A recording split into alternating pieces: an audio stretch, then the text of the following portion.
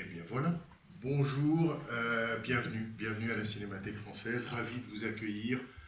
Vous l'avez vu dans cette bande-annonce, à la Cinémathèque Française, tout René pendant tout le mois de novembre. Tous les films passent 2 fois, c'est l'occasion évidemment de faire connaissance avec une des œuvres majeures du XXe siècle et du début du XXIe siècle.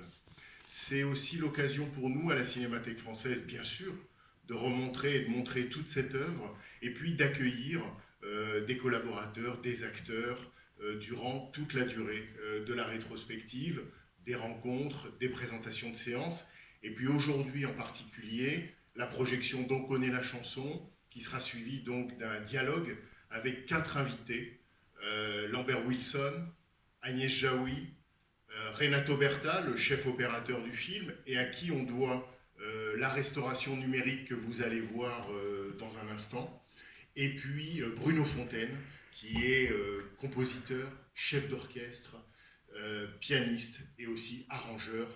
Il s'en expliquera après. Lambert Wilson et Bruno Fontaine sont d'ores et déjà avec nous dans la salle. Ils vont revoir le film avec nous. Je propose qu'on les accueille.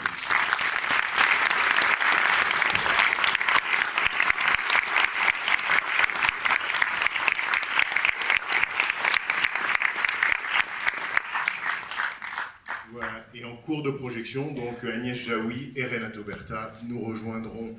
J'ai la certitude au moins avec Lambert Wilson et Bruno Fontaine que eux ont déjà vu le film, qu'ils le revoient, mais qui en revanche voit le film pour la première fois.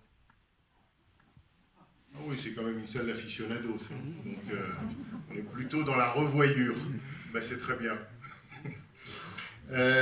Avec donc les 4 invités, ben, on essaiera de décrire un processus, j'allais dire, collectif de création. Ce processus collectif de création que fut On connaît la chanson. C'est un film qui est sorti en novembre 1997, qui a été tourné dans les 3 premiers mois de cette même année 1997, mais qui a demandé, on y reviendra, une très longue préparation, au moins tout au long de l'année 1996.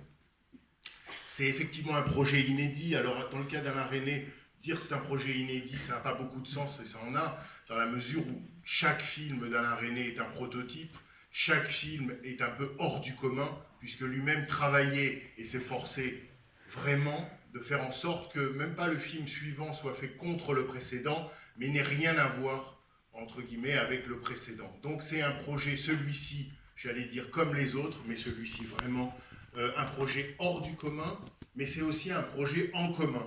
C'est-à-dire que c'est vraiment un film, vous allez le voir, ça se voit à l'écran, mais on l'entendra encore mieux quand on parlera des coulisses.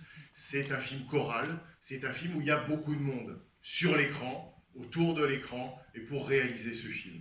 C'est un peu ça qu'on essaiera d'évoquer avec les 4 invités, c'est-à-dire justement ce processus de création qui fait que le film est en quelque sorte pour se réaliser une sorte de mosaïque, et que peut-être, comme disait Alain Resnais, moi je joue le rôle du tube de colle. Un dernier mot peut-être pour vous dire quel est le genre du film. C'est très difficile là aussi de le dire, surtout pour celles et ceux qui ne connaissent pas le film et qui, par je ne sais quel miracle, ne seraient pas au courant du procédé qui anime le film.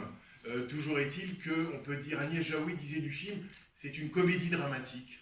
Et je pense que les 2 termes ont leur importance et presque leur égalité. Et puis, dans un livre que je ne peux que vous conseiller, qui s'appelle Alain Resnais, Les coulisses de la création, réalisé par François Thomas, François Thomas s'est entretenu avec Lambert Wilson, et au détour de leur conversation, Lambert Wilson a donné cette définition possible du film.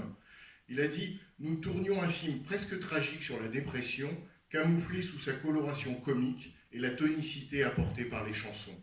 Mais le plateau était joyeux. » Alors voilà, c'est ce joyeux plateau qu'on essaiera en partie de faire revivre ou de laisser apercevoir. Et au cours de cette discussion, bien évidemment, on aura l'occasion d'évoquer souvent, tout le temps, Alain Resnais et aussi Jean-Pierre Bacry. Jean-Pierre Bacry étant l'autre grand absent de cette séance et de cette rétrospective. Voilà, je vous souhaite une bonne projection et je vous dis à tout de suite, enfin presque, après le film. Bonne projection.